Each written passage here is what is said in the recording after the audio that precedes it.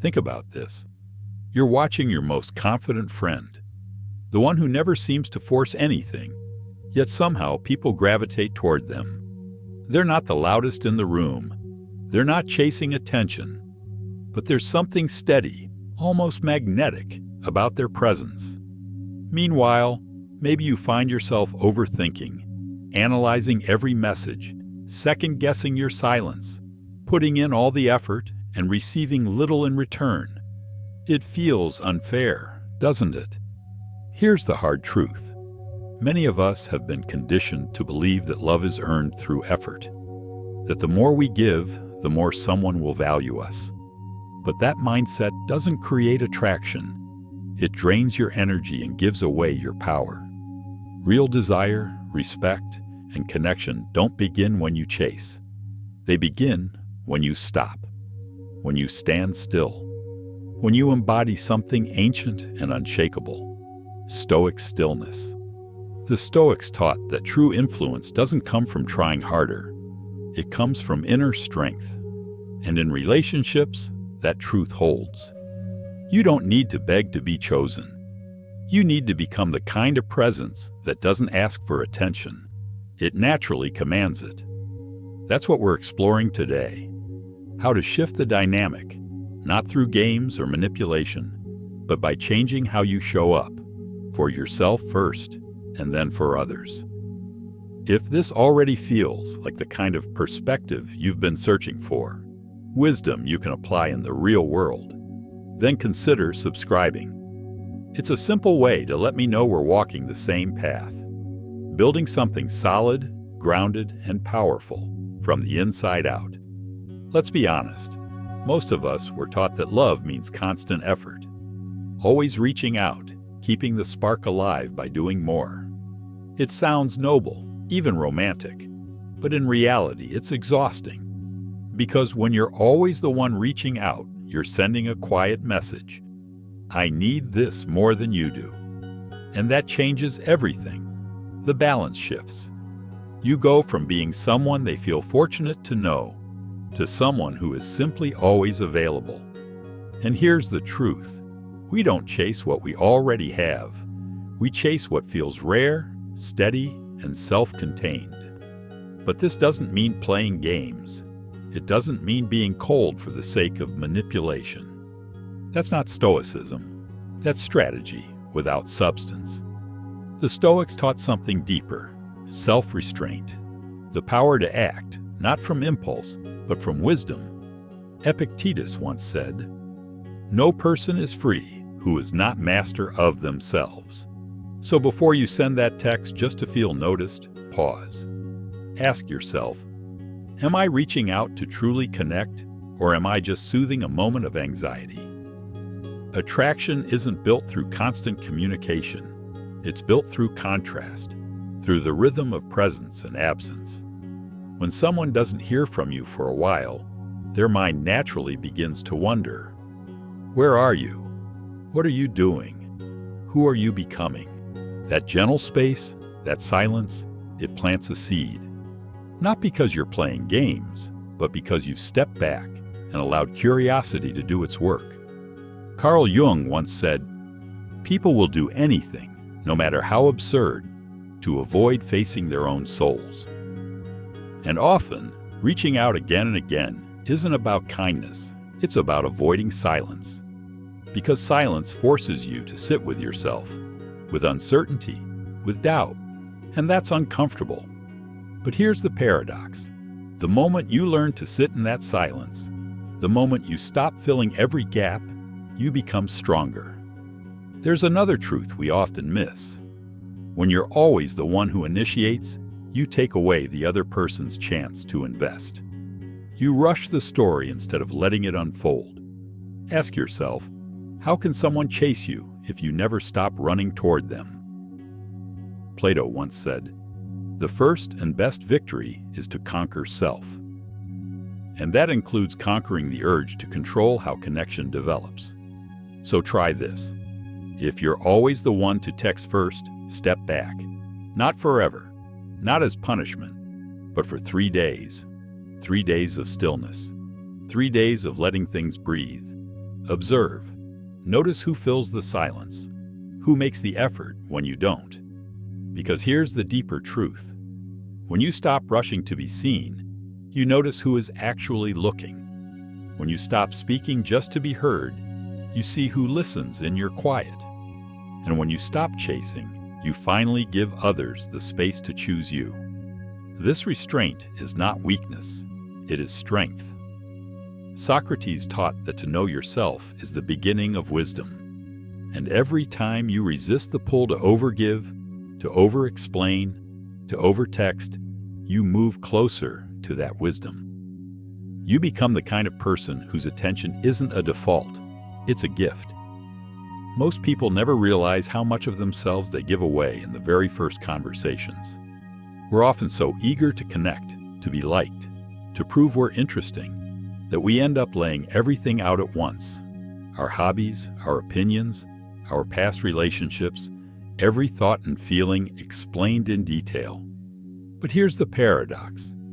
When you give someone the whole story up front, they stop reading. There's no suspense, no tension, no space left to wonder. You become familiar too quickly.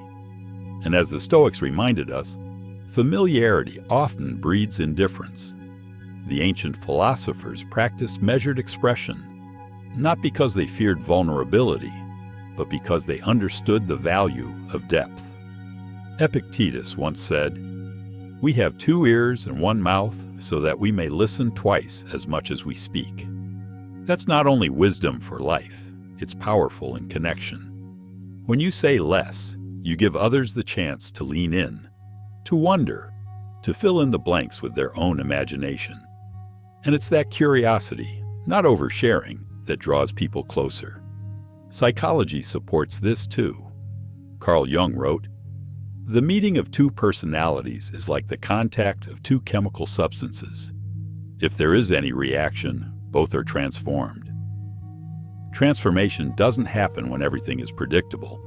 It happens when there's something unknown, something that stirs emotion.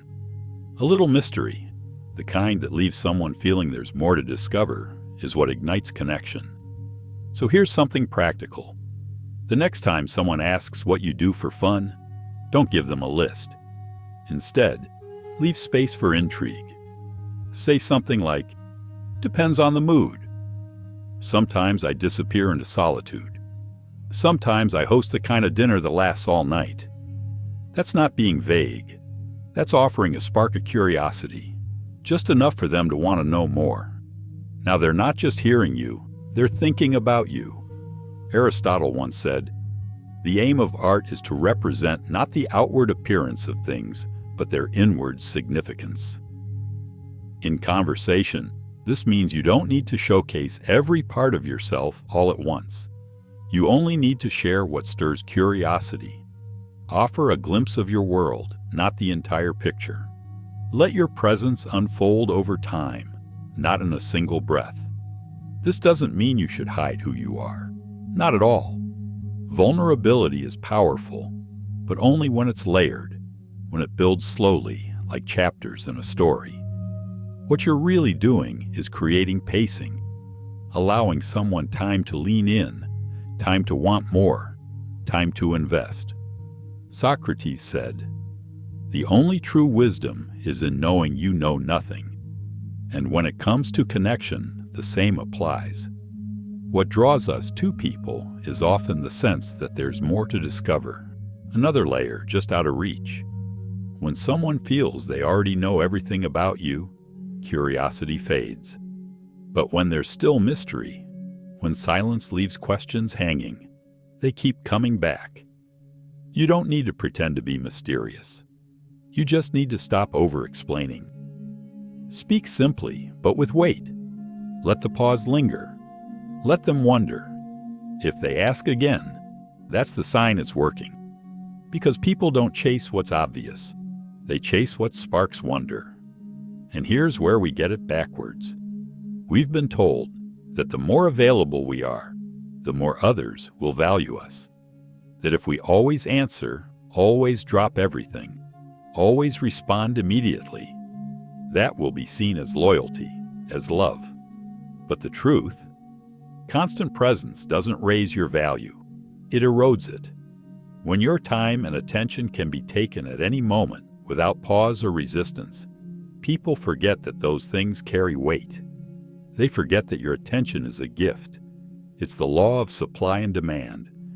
If something is always there, it begins to feel ordinary, familiar.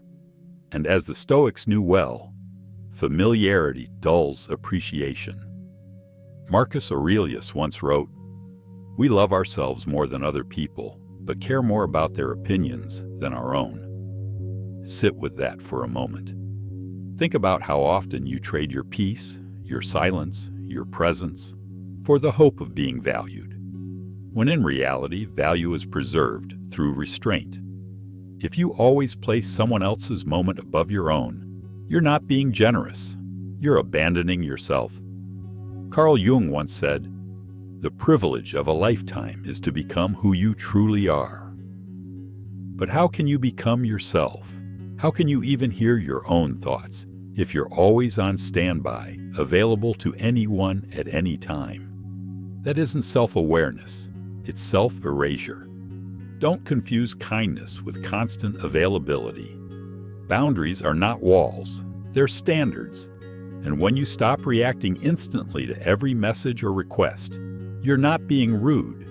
You're showing that your time and energy are sacred. Your attention is earned, not assumed. And people feel that difference. They may not admit it, but they respect it. Because deep down, we all value what feels rare. Aristotle taught that knowing yourself is the beginning of wisdom. That knowledge isn't abstract.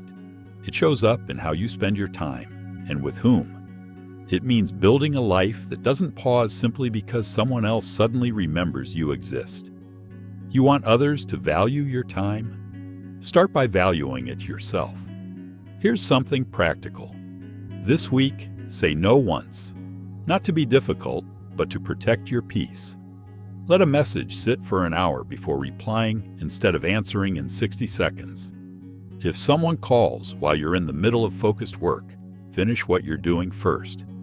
That isn't coldness, it's clarity. Your presence isn't a product on a shelf, always available, always in stock. The moment people realize that, they begin to treat it with care. Plato once said, "The good life is one of order, purpose, and harmony. Not chaos, not urgency, not being pulled in 10 different directions by everyone else's needs." When you live from that grounded place, people feel it. And that quiet strength, not your availability, is what draws them in. So set the tone, slow the pace, show up when you choose to, not when you're summoned. Because availability doesn't equal value. Self-respect does. And yes, it's a strange feeling, especially when you deeply care about someone. Every part of you wants to stay close, to keep the connection alive, to make sure you're not forgotten. But here's the paradox. The more you chase being remembered, the easier it is to be taken for granted. Here's the paradox. The harder you try to stay close, the more the connection begins to fade. Why? Because too much presence doesn't deepen a bond, it suffocates it. Without space, there's no contrast. And without contrast, there's no curiosity, no spark. Even the warmest fire dies when it's starved of oxygen. Constant contact does the same. It takes the air out of the room. The Stoics understood this deeply. They practiced emotional detachment not to be cold, but to remain in control of themselves. Epictetus once said, "He who is not satisfied with a little is satisfied with nothing." If you cannot be at peace with a little distance, then no amount of closeness will ever truly satisfy you. Real connection isn't about being present every moment. It's about being felt even when you're absent. Carl Jung spoke of the necessity of separation for growth. He said, "Loneliness does not come from having no people around you, but from being unable to communicate what feels important." And sometimes, the most important thing you can communicate isn't through words, it's through silence. By stepping back, You give others the chance to realize your value on their own. Plato taught that everything meaningful passes through stages: formation, contrast, transformation. Relationships are no different. Constant updates and endless check-ins don't allow that process to unfold. They cut off the natural rhythm. If someone never has the chance to wonder where you are or why you're quiet, they never get the chance to miss you. This isn't about playing games. It's about restoring balance. Because when one person is always showing up while the other drifts in and out, it doesn't feel romantic. It feels heavy. The goal isn't to punish with silence. It's to let desire breathe again, to give longing space to surface. Socrates believed that self-awareness is the beginning of wisdom, and part of that wisdom is noticing your own motives. Are you reaching out because you're grounded or because you're anxious? Are you texting to connect or just to feel a response? Presence born of anxiety isn't connection, it's pursuit. And if you are always pursuing, you leave no room for the other person to step forward. So here's the shift. Resist the urge. Not forever, not with hostility, just long enough to let silence do what words cannot. Let your absence speak. Let stillness create value. Let the tension breathe life back into the connection. Because the people who truly matter will move toward you when you stop moving toward them.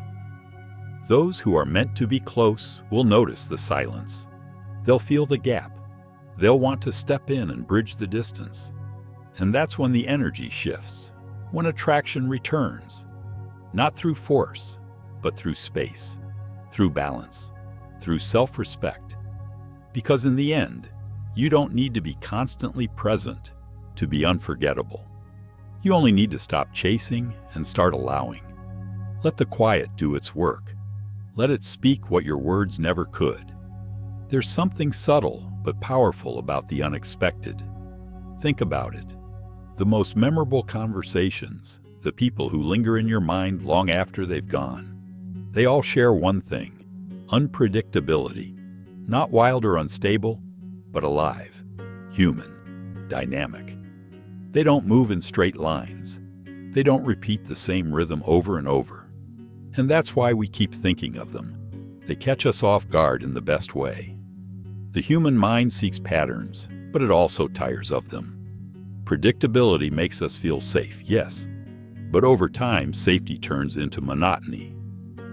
If someone always texts at the same time, always responds in the same tone, always reacts in the same way, you stop wondering what they'll do next. And when the wondering ends, so does the excitement. And without excitement, there is no chase. The Stoics understood this balance. They valued stability, but they didn't confuse it with flatness. Marcus Aurelius reminded us, the universe is change. Our life is what our thoughts make it. Change is the key. To live well, to connect deeply, to keep bonds alive, we need movement. Not chaos, but color. Not games, but growth. Carl Jung once wrote, "The most terrifying thing is to accept oneself completely." But here's the paradox. When you do accept yourself, you no longer feel the need to be predictable, just to keep others comfortable. You allow all of yourself to exist. Your quiet moments, your bold opinions, your serious side, your playful side. You stop shrinking into patterns and instead expand into your full range. And that expansion carries energy, and energy is contagious. When you're fully alive, when you bring variety and depth into your presence, people feel it. They may not always know why they're drawn to you, but they are. They notice you because you bring something that wakes them up. Most people move through life half asleep, stuck in routines and shallow interactions. When you interrupt that rhythm with even a small spark of surprise, it awakens curiosity. Aristotle said, "Pleasure in the job puts perfection in the work." The same applies to relationships. When you bring joy, playfulness, and a touch of the unexpected into your interactions, even the smallest moments feel fresh. A message with a different tone. a playful reply when they expected seriousness, a pause when they expected a reaction. These small shifts create intrigue. So what can you do right now? Break your rhythm. If you always reply instantly, wait an hour. If you always say goodnight, try something playful or offbeat. Be poetic one day, blunt the next. Let people experience the full range of you, not an edited, predictable version. Real attraction isn't about perfection. It's about being authentic and unpredictable. Plato believed love comes from a desire to discover something beyond ourselves, something new and meaningful. If your actions are always predictable, you take away the joy of discovery. And discovery is where real emotion lives. Here's a simple challenge. Do one small thing this week that surprises someone. Call instead of texting. Share something you've never mentioned. Shift your tone slightly. Let them feel a spark of unpredictability, not to impress, but because you are fully present, fully alive. You don't need to become someone else. You just need to let more of yourself come through. Stoicism isn't about being stiff or robotic. It's about moving with intention, and part of that is knowing when to shift the rhythm. When you bring that awareness into your presence, people don't know exactly what to expect, and that's exactly why they keep coming back. There's also a quiet power in saying less, especially when it comes to compliments. Compliments are most meaningful when they are rare, real, and rooted in presence. When given constantly, early, or without thought, they lose their value. What starts as warmth begins to feel like approval-seeking. People sense it, not always consciously, but they feel it when attention and praise are handed out too freely before it's truly earned. Complimenting too freely signals a lack of self-containment, as if you're trying to win someone over with words. But here's the truth. What's earned is respected. What's given too easily is overlooked. Compliments aren't bad, but when overused, they lose impact and can even lower how others perceive your value. The Stoics taught restraint, not just in action, but in expression. Marcus Aurelius wrote, "Waste no more time arguing about what a good person should be one." In the same way, don't endlessly praise someone just to be liked. Instead, be attentive. Notice details. Speak with purpose. When you do speak, your words carry weight, not because they're louder, but because they're rarer. Carl Jung had a similar view on authenticity. You are what you do, not what you say you'll do. The same applies to connection. It's not about how many nice things you say. It's about how grounded you are when you say them. Are your compliments automatic, or are they observed, specific, and earned? One well-placed compliment, delivered with presence and sincerity, resonates far more than a dozen casual ones offered just to maintain attention. Here's where it becomes powerful. In a world where validation is cheap and given freely, your silence becomes meaningful. When someone is used to receiving constant praise and you don't jump in immediately, it creates space. It builds tension, mystery, curiosity. That pause, that absence, is magnetic. It creates an emotional contrast people remember. Socrates believed that true wisdom begins with knowing how little you know. Observe more, speak less. By not rushing to praise, you demonstrate discernment. You show that you're not easily impressed, and that when you do offer validation, it actually matters. This doesn't mean withholding affection or closing yourself off emotionally. It means being intentional. Wait until it feels genuine, and then express it simply, clearly, without exaggeration. A single honest compliment about presence, thought, or character can leave a lasting impression, far more than repetitive praise about appearance or surface-level traits. Plato said, "Wise men speak because they have something to say. Fools because they have to say something." Compliments are no different. Those that come from stillness, attention, and truth are the ones people replay in their minds long after. Here's your challenge. The next time you're about to send a casual, "You're so cute" message, pause. Observe instead.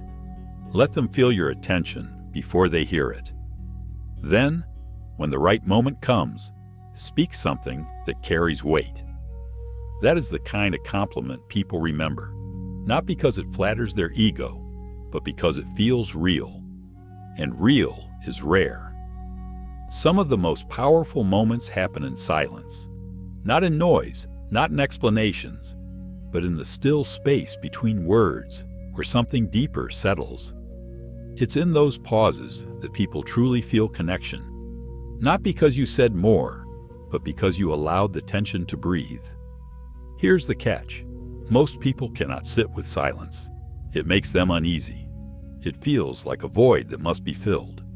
So they rush, they ramble, they respond too quickly, not from confidence, but to avoid discomfort. But discomfort isn't always the enemy. Often, it is the doorway to something real. The Stoics understood this. They practiced restraint, not just in action, but in expression. Epictetus said, "It is not what happens to you, but how you react to it that matters." That includes how you react to silence. When a conversation lulls, or when someone goes quiet, do you panic, or do you lean back, breathe, and let the moment unfold? Carl Jung wrote, "Solitude is for me a fount of healing, which makes my life worth living." Silence, inward and outward, creates space for clarity, and clarity allows for deeper connection. When you resist the urge to speak just to fill the moment, you send a powerful message: I am at ease with myself. And that, more than any clever text or perfectly timed reply, is what draws people in. Magnetism begins in stillness. Socrates, the father of questioning, believed that wisdom begins in wonder. But wonder doesn't grow in constant talking. It grows in pause, in the spaces between words. Let a question hang a moment longer than usual. That delay, that breath, invites curiosity. It stirs reflection, and reflection is where real connection begins. Think about rhythm in music. It's not just the notes that move us, it's the silence between them. The silence gives the melody shape. Conversation works the same way. If you're always speaking, always explaining, always rushing to respond, there's no space for the other person to feel your words. But when you pause, even briefly, something shifts. They lean in, they wonder, and that leaning in, that's attraction being born. Aristotle said, "The more you know, the more you realize you don't know." Sometimes the most powerful thing you can do is hold back. Say less. Trust that your presence, your silence, and your calm speak volumes. You don't have to explain everything. You don't need to follow every message with another. Let the conversation breathe. Let your energy sit quietly in the room. If someone is curious, they'll come forward. If they're not, no amount of filler will change that. Silence isn't emptiness. It's invitation. It's mystery. It's the space where emotional gravity forms. In a world rushing to respond, the person who can pause stands out. That stillness becomes magnetic, not because you try, but because you are centered. Next time you're in a conversation, resist the reflex. Let a message sit before you reply. Let a question linger before you answer. Let your presence speak without noise. Mastering the pause doesn't just make you heard, it makes you felt. There's an unspoken energy people notice immediately. Not surface-level energy, but quiet, steady confidence that says, "I know my worth." The most magnetic energy doesn't chase, beg, or perform. It chooses calmly, clearly, and with self-respect. You don't need to announce your options. The people who truly have them don't. They move differently. Their words have weight, because they're not trying to convince anyone. Their presence holds value. Because they're not desperate to be seen, that quiet confidence alone makes people want to be chosen by them. This is what the Stoics meant when they spoke of self-sufficiency. Seneca said, "He who is content is rich." When you already feel whole, No one can control you with attention or approval. You're not out here begging for love. You're deciding who deserves access to your peace. That is real, lasting power. People feel it, even if they don't consciously realize it. They sense when someone isn't trying to prove anything. Carl Jung once observed, "The most terrifying thing is to accept oneself completely." And it's true, because once you fully accept yourself, you stop needing someone else's validation to feel secure. You stop shrinking. You stop editing your words, your personality, your needs, just to get someone to like you. You don't need them to choose you. You've already chosen yourself. Think about this practically. Ever notice how differently you speak to someone when you're not emotionally attached to the outcome? When you're not waiting for approval, you're more relaxed, more playful. You don't overthink every word. That grounded, natural version of you, that's the version people chase. It feels real. It feels alive. But when you act like one person is your only shot, like this is your only chance at connection, love, or attention, it shows. You try too hard. You overcompliment. You filter your opinions. You laugh at things that aren't funny. Slowly, without realizing it, you move out of alignment with yourself. And the person on the other end, they can feel it, not through words, but through energy. But through tension, through restless energy, the vibe shifts, and often not in your favor. Plato said, "The measure of a man is what he does with power. Emotional power, the ability to walk away, to stand still, to choose your response, is one of the most valuable strengths you can cultivate. When you speak like someone with options, not because you're bluffing, but because you genuinely feel that freedom, it changes everything. Your tone shifts. Your posture shifts. The way people listen when you speak changes. Here's a simple self-check. The next time you're around someone you're interested in, ask yourself, am I being real or am I performing? If your tone is laced with nervous energy, if your words are built to impress rather than express, pause, breathe, recenter. You don't need to convince anyone of your value. The right ones will recognize it without the pitch. Socrates taught, to find yourself, think for yourself.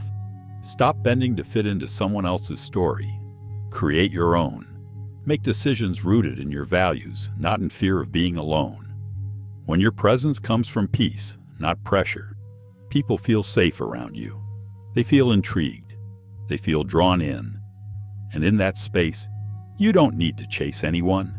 They come to you, not because you announced your options, but because you carry yourself like someone who already knows them. There's a subtle, often unnoticed moment when you shift from confidence to chasing. It doesn't announce itself with fanfare. It shows up in small ways. Saying yes when you mean no, laughing at a joke that didn't land, waiting hours for a text that never comes, or giving more than you're receiving and calling it loyalty. If you're not careful, it becomes a pattern. You start showing up like an audience in someone else's life, clapping for their presence instead of standing like the main character in your own. Let's be clear. You are not a side note in someone else's story. You're not here to beg for crumbs of attention or prove your worth to people who don't recognize it. And yet so many of us do exactly that. We pedestalize others. We treat their affection like a trophy. We tie our self-esteem to their reactions. Slowly, without realizing it, we become performers in our own lives, hoping to be liked rather than simply being ourselves. This is exactly what the Stoics warned against. Marcus Aurelius said, "The tranquility that comes when you stop caring what they say, think, or do, only what you do. That is real confidence, quiet confidence. It doesn't need applause. It doesn't place others above it. It simply moves through the world with a strong spine and a calm heart." Aristotle spoke of virtue as the balance between extremes, not too much, not too little. In relationships, that balance is everything. Be kind. Give yes, absolutely. But if you're constantly the one giving while the other simply receives, that's not balance. That's imbalance disguised as love. People don't respect what's handed to them too easily. They respect what feels earned, not because it's manipulative, but because effort creates meaning. Here's the shift. You are the prize. Not because you're perfect, not because you have more followers, better looks, or clever words. You are the prize because you know your value, and you're not afraid to walk alone if it's not matched. That calm assurance that you don't need to be chosen to feel whole is magnetic. People lean toward it. They chase it. Because deep down, everyone is looking for someone who doesn't need them, but still chooses them. And that kind of choice is rare.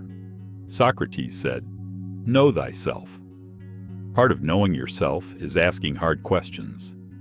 Am I overgiving because I want to, or because I'm afraid to lose them? Am I showing up grounded, or am I hoping they'll give me a reason to feel worthy today? These questions aren't easy, but they're necessary. They cut through illusion and bring you back to your center. Here's a practical step. Every time you feel the impulse to overextend, over-explain, or over-text, pause. Just pause. Ask yourself, am I acting like the prize right now? If the answer is no, that's your signal. Reset. Reclaim your energy. Step back into your worth, not with arrogance, but with quiet authority. Because the truth is, when you show up as someone who values their peace, their time, their presence, people notice. You don't have to say a word. That energy speaks for itself. And the ones who are meant to walk with you, they'll recognize it. They'll match it. So stop clapping for people who wouldn't clap for you. You are not the audience. You are the whole show. And it's time to start acting like it. There's a moment you feel it. A shift in tone. A delayed reply. A changed rhythm. You notice it in your gut before your mind has words for it. Something's off. The warmth starts to cool. The presence you once felt begins to fade.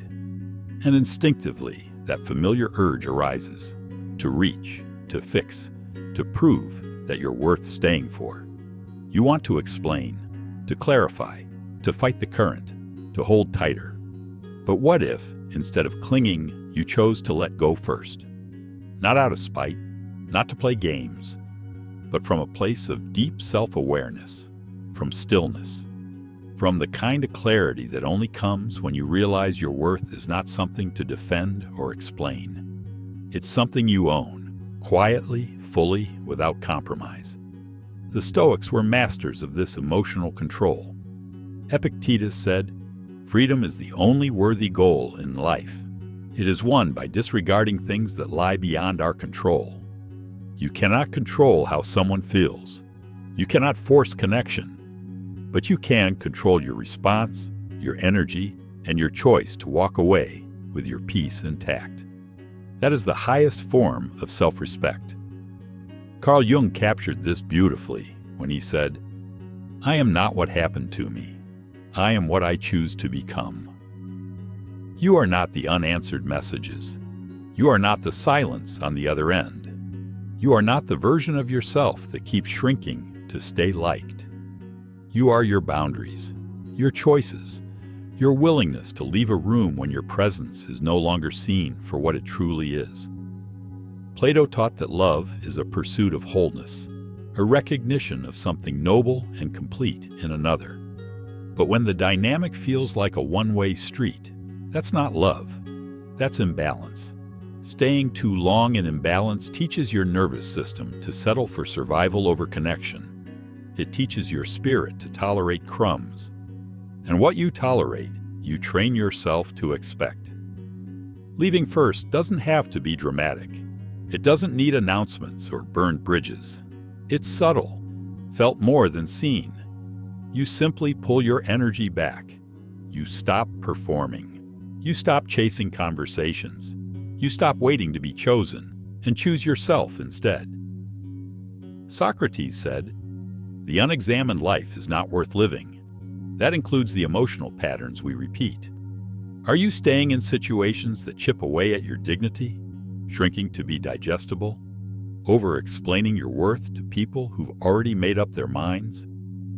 These questions are hard, but they lead to freedom. When you leave first, from a place of inner calm, not wounded pride, something shifts. You're not running. You're not avoiding. You're simply acknowledging that what once felt aligned no longer does. And instead of distorting yourself to fit what's changing, you step back with clarity, presence, and quiet authority. You honor the shift by walking, and that quiet, measured exit, head held high, carries weight. Most people expect you to cling, to chase, to beg. But when you don't, when you choose peace over panic, they notice. Silence speaks with a gravity no explanation ever could. Aristotle believed the highest form of happiness comes from living a life of virtue and self-realization. That means taking the hard road when it aligns with your truth. That means saying, "This isn't for me," even when it hurts. Peace isn't always found in fixing things. Sometimes it's found in letting go. If the vibe feels off, trust it. Don't write another paragraph trying to salvage what someone else has stopped investing in. Don't send another message hoping to revive what's already fading. Pull your energy back, softly, firmly, completely. The person who walks away with grace doesn't just protect their dignity, they become unforgettable. Sometimes that stillness, that silence, says everything words never could. There's something unmistakable about someone who doesn't need the room to like them in order to feel whole. They're not performing, they're not trying, they're simply anchored in who they are. And somehow, without a single word, people lean in. That's the energy you can't fake, the kind that comes from inner work. Calm, centered, confident.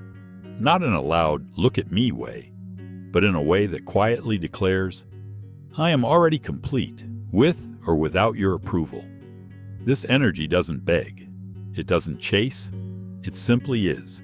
It doesn't shrink to fit someone else's comfort. It stands tall, makes eye contact, speaks only when it has something real to say. You've probably seen it. Maybe you've even felt it.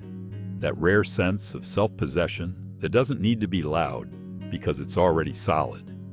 Most people chase love, not because they are incomplete, but because they feel something missing. They seek validation, attention, a sense of worth, from others, not themselves.